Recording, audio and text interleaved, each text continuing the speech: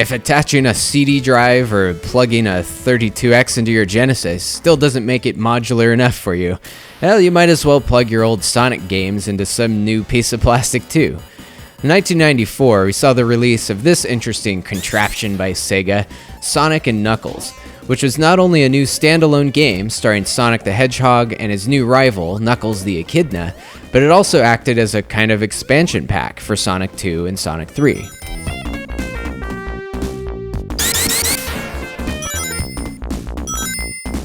As Sonic 3 was released a bit preemptively, thanks to lack of time and also having to cram tons of content into a potentially expensive to produce cartridge, they were able to use that data for another new game instead, and introduced a pretty unique gimmick known as lock-on technology. So by plugging your Sonic 3 cartridge into the top of Sonic and Knuckles, Knuckles becomes playable in the old game, and the two experiences combine into what you could call the complete Sonic 3.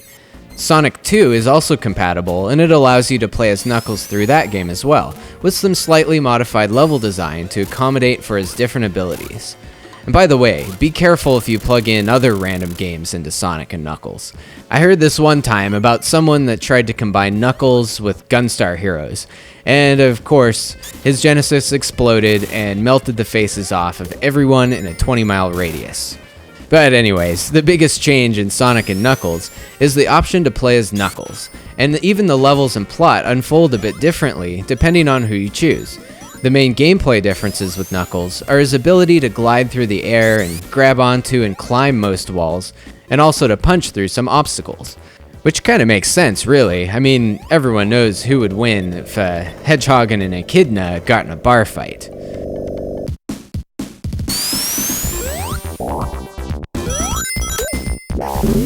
But aside from the twist that Knuckles brings to the table, the gameplay is very similar to what you'd expect in Sonic 3. There are of course new levels and bosses and some new enemies, but since the two games were developed in tandem, it's no surprise that Sonic and Knuckles on its own hasn't evolved too much from its predecessor. And for its time, it basically made it a pretty expensive expansion pack. But that's certainly not to say that it's not a good game. After all, following the same template as Sonic 3 is definitely a good starting point. And when you combine the two cartridges as originally intended, it definitely makes an epic monolith of awesome and a great capstone to Sonic's 16-bit legacy.